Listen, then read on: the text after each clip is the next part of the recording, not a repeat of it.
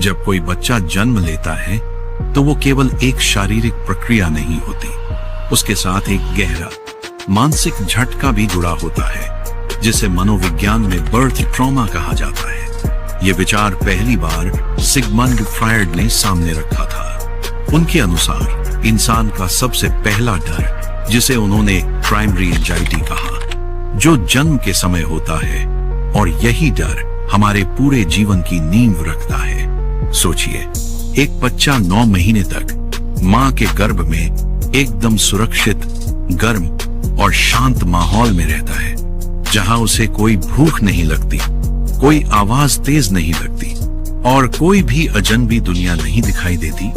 लेकिन फिर एक झटके में वो इस दुनिया में आता है जहां तेज रोशनी, आवाजें, ठंडक, अकेलापन और सांस लेने की चुनौती होती है।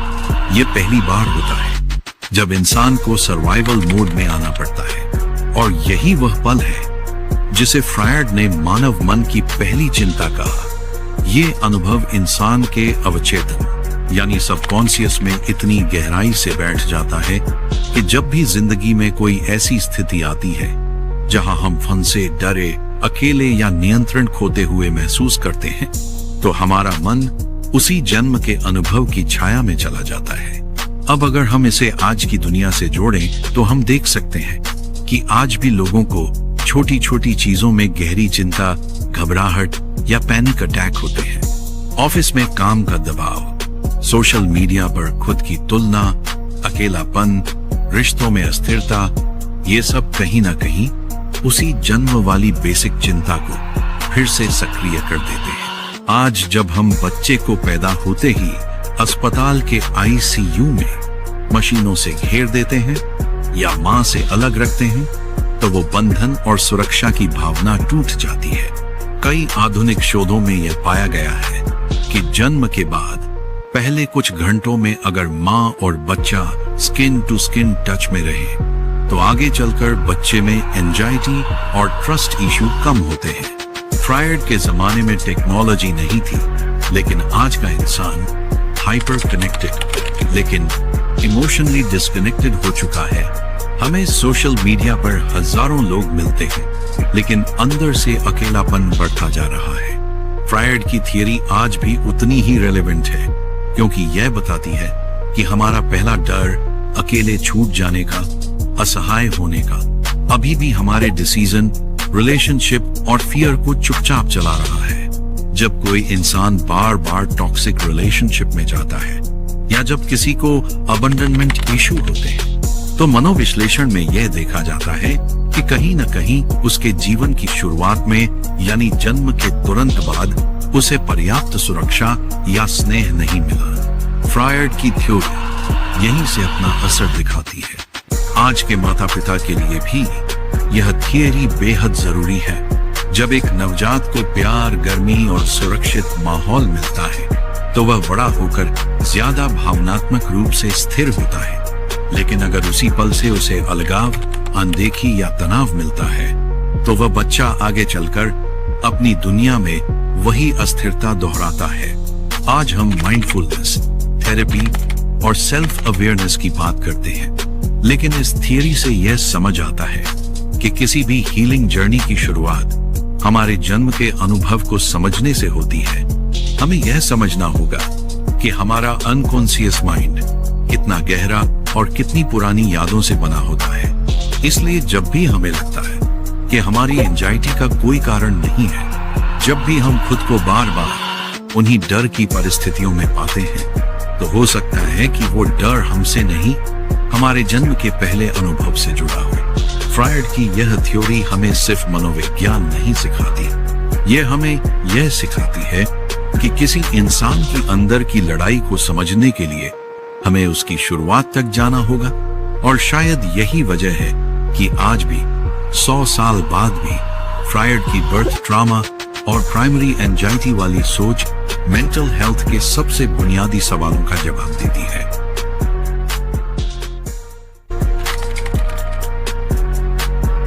एक नवजात जब इस दुनिया में आता है तो वो न कुछ जानता है न समझता है, लेकिन एक चीज उसकी पूरी दुनिया तय कर देती है। माँ का स्पर्श। डोनाल्ड विनिकॉट, एक ब्रिटिश बाल मनोविशेषज्ञ, ने कहा था कि एक बच्चे को परफेक्ट माँ की जरूरत नहीं होती, उसे चाहिए गुड इनफ मदर, यानी ऐसी माँ जो हर बार सही हो। ये जरूरी नहीं, लेकिन जो हर बार मौजूद हो, जवाब दे, धीरे धीरे उसके साथ चलती रहे, वही सबसे ज्यादा जरूरी है। जब एक बच्चा रोता है और माँ उसे उठाती है, जब बच्चा भूखा होता है और माँ बिना पूछे उसे दूध देती है, जब बच्चा डरता है और माँ बस उसका हाथ थाम लेती है, तो उस पल बच्चा सिर्फ सुकून नहीं महसूस करता, वो दुनिया पर भरोसा करना सीखता है।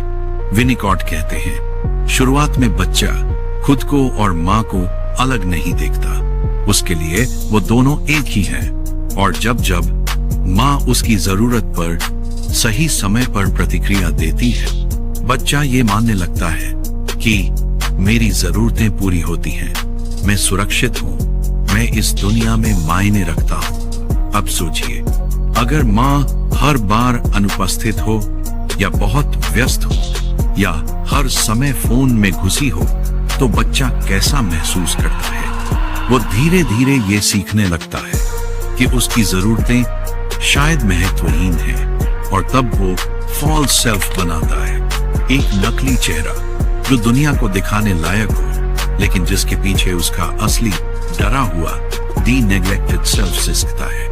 आज की दुनिया में जहां माता पिता अपने बच्चों को ब्रांडेड क्लोथ्स, गैजेट्स और कॉम्पिटिटिव स्कूल दे रहे हैं, वहां विनिकॉट की थ्योरी एक बहुत सीधी लेकिन गहरी बात कहती है, बच्चे को सबसे ज्यादा जरूरत आपके जवाब देने की है, आपके प्रेजेंस की है, आपके देखे जाने की है। हम सोचते हैं कि अगर हम अच्छे खिलौने देंगे तो बच्चा खुश रहेगा, लेकिन अगर हम उसकी छोटी छोटी भावनाओं पर जवाब नहीं दे पाए, तो वो बच्चा बाहर से मुस्कुराएगा लेकिन अंदर से इमोशनली होलो हो जाएगा।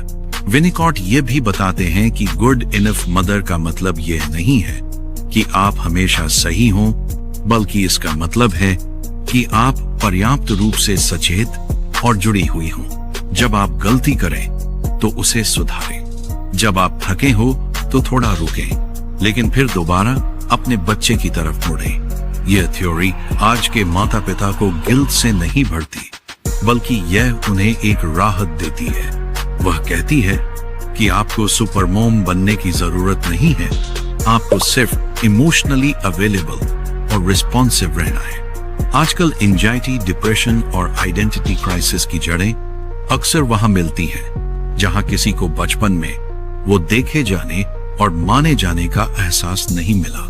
लोग एडल्टहुड में थेरेपिस्ट से ये कहते हैं, मुझे नहीं लगता कि मेरी जिंदगी की कोई वैल्यू है, मुझे हमेशा लगता है कि मुझे दूसरों को खुश रखना है, मैं जैसे हूं वैसा होना काफी नहीं लगता। इन सभी जड़ों की एक कड़ी विनिकॉट की थ्योरी में मिलती है, फॉल्स सेल्फ और गुड इनफ के बीच के फर्क में। आज जब हम अपने बच्चों को ऑनलाइन कंटेंट, AI टॉय और लर्निंग एप्स दे रहे हैं, हम भूल रहे हैं कि एक बच्चे को सबसे ज्यादा किसी स्क्रीन की नहीं, बल्कि किसी इंसान की आंखों में झोंकने की जरूरत है। जब एक माँ अपने बच्चे को बार बार पकड़ती है, सहलाती है, बात करती है, बिना शब्दों के समझती है, तो बच्चा यह सीखता है कि उसकी भावना मायने रखती है, वह खुद से जुड़ने लगता है, वह एक रियल सेल्फ के साथ बड़ा होता है। विनिकॉट हमें यह भी बताते हैं कि यदि शुरुआती वर्षों में यह जुड़ाव ठीक से बन जाए, तो बच्चा आगे चलकर ज्यादा मजबूत, अधिक आत्मनिर्भर और भावनात्मक रूप से स्थिर होता है। वो जिंदगी के स्ट्रेस को ज्यादा बेहतर संभालता है, क्योंकि उसके भीतर यह भरोसा होता है कि जब जरूरत होगी कोई उसे थाम लेगा। और यही है इस थ्योरी की सबसे खूबसूरत बात, यह सिर्फ एक मनोवैज्ञानिक विचार नहीं, यह एक रिश्ते की भावनात्मक जरूरत की समझ है। आज की तेज रफ्तार, डिजिटल और भटकी हुई दुनिया में विनिकॉट की थ्योरी फिर से हमें यही याद दिलाती है, एक माँ का काफी अच्छा होना एक इंसान को पूरी जिंदगी के लिए भावनात्मक ताकत दे सकता है।